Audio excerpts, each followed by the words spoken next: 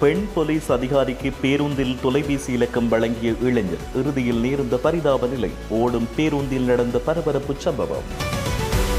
பிரபாகரன் மகனுக்காய் கண்ணீர் விட்ட மகிந்த, தமிழர்களுக்கு திடீர் அதிர்ச்சி கொடுத்த மகிந்தவின் குடும்பம். சற்று முன்னர் வெளியான தகவல். இன்று அதிகாலை வேளை நாட்டை உலுக்கிய பாரிய விபத்து சம்பவம். 4 உயிரிழப்பு, 28 பேர் அவசர சிகிச்சை பிரிவில். கிளிநொச்சிக்கு திடீரென்று ஆளை அனுப்பி வைத்த அனுரகுமார. கெஹலியவின் காலத்தில் நடந்த உருட்டுக்களை அவிழ்த்தார் அமைச்சர். ஒரு கிராமம் உருவாகும் படத்தை கொள்ளையிட்ட தகவல்களும் அம்பலம். ஜாலில் நடந்த நிகழ்ச்சி சம்பவம். ஆட்டுக்குட்டிக்கு பால் கொடுக்கும் நாய். வைரலாகும் புகைப்படம். T-56 ரக துப்பாக்கியை விற்று வெளிநாட்டுக்கு தப்பிய போலீஸ் அதிகாரி. விசாரணையில் வெளிவந்த அதிர்ச்சி தகவல்கள். பாதாள உலகத்துடன் தொடர்பு. விமான நிலையத்தில் சிக்கிய வெளிநாட்டு சிகரெட்டுகள். நாட்டுக்குள் கொண்டுவரப்பட்ட புகைப்பொருட்கள் மீட்பு.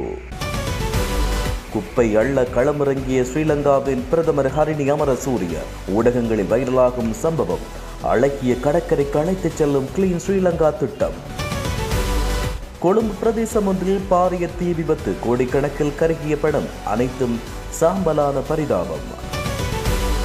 அரூர் அரசாங்கத்தின் பெரும் எதிரியாய் மாறியுள்ள குரங்குகள். சர்வதேச ரீதியில் பேச பொருளாயுள்ள இலங்கையின் குரங்கும் மின் தடையும். இரணைதீவு கடற்பகுதியில் அதிகாலை வேளை சிக்கிய இந்திய கடற்தொழிலாளர்கள். எவ்வளவு தடுத்தும் தொடர்கின்ற அத்துமீறல்கள்.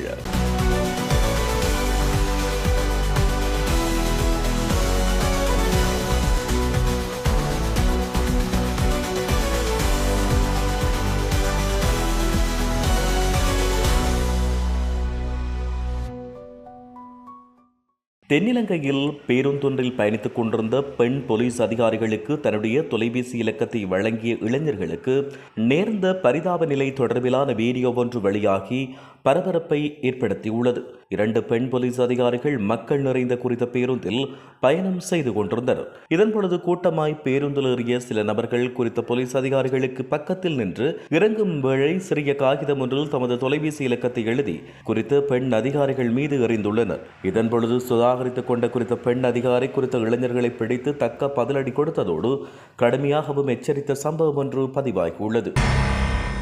தமிழீழ விடுதலை புலிகள் அமைப்பின் தலைவர் வேலுப்பிள்ளை பிரபாகரனின் இளைய மகன் பாலச்சந்திரன் உயிரிழந்த செய்தி கேட்ட முன்னாள் ஜனாதிபதியும் என்னுடைய தந்தையுமான மஹிந்த ராஜபக்ஷ மிகவும் மனவருத்தம் அடைந்தார் என நாடாளுமன்ற உறுப்பினர் நாமல் ராஜபக்ஷ தெரிவித்தார். சமூக ஊடகம் ஒன்றுக்கு வழங்கிய நேர்காணலின் போது அவர் மேற்கண்டவாறு குறிப்பிட்டார். பிரபாகரனின் மகனின் மரணச் செய்தி அதிகாலையில் கிடைக்கப்பெற்றது. இந்த செய்தியை கேட்டு என்னுடைய தந்தை மிக மனவருத்தம் அடைந்தார். என்னுடைய தந்தை மிகவும் கவலை அடைந்து நான் பார்த்த சந்தர்ப்பம் இதுதான். அதிகாலை வந்த அந்த தொலைபேசி செய்தி தொடர்பில் இன்றும் எனக்கு நினைவிருக்கிறது. பிரபாகரனின் இளைய மகன் போரில் சம்பந்தப்பட்டிருக்கவில்லை என்பதால் என்னுடைய தந்தை மிக மனவருத்தம் அடைந்தார். இந்த மரணம் வேண்டுமென்று செய்யப்பட்ட ஒன்று அல்ல, தவறுதலாக நடந்தது. பிரபாகரனின் மகன் வேண்டுமென்றே கொல்லப்பட்டார் என்று சிலர் கதைகளை உருவாக்குகிறார்கள். உண்மையான விஷயம் அதுவல்ல. இது தவறுதலாக நடந்த விடயம் என்பதுதான் பின்னர் எனக்கு தெரிய வந்தது. போர்க்காலத்தின் போது என்னுடைய தந்தை மிகவும் மனம் வருந்திய சம்பவம் இதுவாகத்தான் இருக்க வேண்டும் என்றும் அவர் குறிப்பிட்டார்.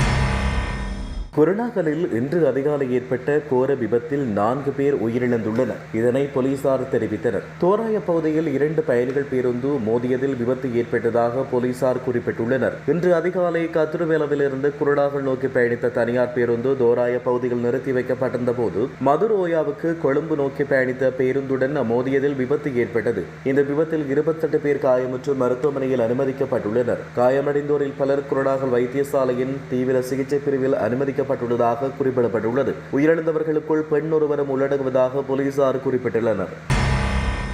கெஹலிய ரம்புக்வெல பெற்றுள்ள நஷ்ட ஈட்டை யுத்தத்தால் பாதிக்கப்பட்ட கிளிநொச்சி மாவட்டத்தை அபிவிருத்தி செய்திருக்கலாம் என்றும் அமைச்சர் பிமல் ரத்நாயக்க தெரிவித்தார். கிளிநொச்சிக்கு நேற்று விஜயம் மேற்கொண்ட அமைச்சர் பிமல் ரத்நாயக்க பிற்பகலில் கிளிநொச்சி புகையிரத நிலையத்துக்கு விஜயம் மேற்கொண்ட அமைச்சர் நிறைகுறைகளை பார்வையிட்டு கலந்துரையாடினார். கிளீன் ஸ்ரீலங்கா வேலை திட்டத்தை முன்னெடுக்கும் வகையில் குறித்த புகையிரத நிலையத்தை பார்வையிட்ட அமைச்சர் பயணிகளுடன் கலந்துரையாடினார். இதன்போது ஊடகங்களுக்கு அமைச்சர் மேற்கண்டவாறு தெரிவித்தார். பல கோடிகளை கெஹலிய ரம்புக்வெல பெற்றார். ஆனால் யுத்தத்தால் பாதிக்கப்பட்ட மக்கள் மக்களுக்கு 5 லட்சம் 7 லட்சம் இறுதியாக 10 லட்சம் என்று மட்டுமே வழங்கப்பட்டது. அவருக்கு வழங்கப்பட்ட நஷ்டஈட்டை மாவட்டத்துக்கு வழங்கியிருக்கலாம் என அவர் தெரிவித்துள்ளார். பாதுகாப்பற்ற புகையிரத கடமைகள் நாடு முழுவதும் காணப்படுகிறது. அதுபோல கடமைகளில் ஈடுபட்டுள்ளோருக்கு ஊதியம் போதாது, அவர்களின் சம்பளமும் அதிகரிக்கப்பட வேண்டும். அந்த பிரச்சனைக்கு மக்களுடன் கலந்துரையாடி தீர்வொன்று எட்டப்பட வேண்டும்.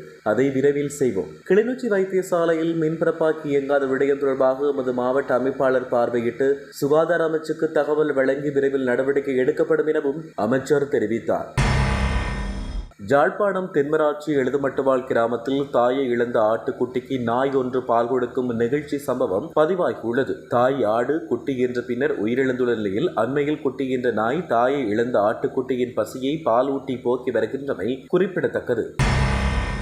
T-56 ரக துப்பாக்கி மற்றும் 30 தோட்டாக்களோடு காணாமல் போனதாக தெரிவிக்கப்படும் போலீஸ் அதிகாரி ஒருவர் துபாய்க்கு தப்பிச் சென்றுள்ளார். எனினும் அவரிடமிருந்த துப்பாக்கிகள் தொடர்பில் எவ்வித தகவலும் இதுவரை வெளியாகவில்லை. குறித்த துப்பாக்கிகளை அவர் வேறு யாரிடமாவது ஒப்படைத்தாரா என்கிற கூடத்தில் போலீசார் விசாரணைகளை ஆரம்பித்துள்ளனர். மவுண்ட் போலீஸ் நிலையத்தில் கடமையாற்றும் இந்த போலீஸ் கான்ஸ்டபிள் இரவு வீதி தடை கடமைக்காக T-56 ரக துப்பாக்கி மற்றும் தோட்டாக்களுடன் போலீஸ் நிலையத்தை விட்டு வெளியேறியுள்ளார். அதன் பின்னர் அவர் கடமை நிலையத்துக்கு எவ்வித தகவலையும் வழங்கவில்லை என்பதோடு அவரின் தொலைபேசிக்கு அளிக்க முயன்றும் அவர் பதிலளிக்கவில்லை. விசாரணையில் சந்தேக நபர் நேற்றிரவு கட்டுநாயக்க விமான நிலையத்தில் இருந்து துபாய் நோக்கி சென்றுள்ளார். அனுராதபுரம் கலம்பகஸ்வ பிரதேசத்தைச் சேர்ந்த 25 வயதான போலீஸ் அதிகாரி இவ்வாறு தப்பிச் சென்றுள்ளார். போலீஸ் உத்தியோகத்தர் துபாய்க்கு தப்பிச் செல்ல முன்னர் குறித்த துப்பாக்கியை பாதாள உலக குழு உறுப்பினர் ஒருவருக்கு வழங்கியிருக்கலாம் என போலீசார் சந்தேகிக்கின்றனர். இந்நிலையில் போலீசார் அவரின் உறவினரிடம் பெற்ற வாக்குமூலத்தில் அவர் போதைப் பழக்கத்துக்கு அடிமையானவர் என தெரிவிக்கப்பட்டுள்ளது.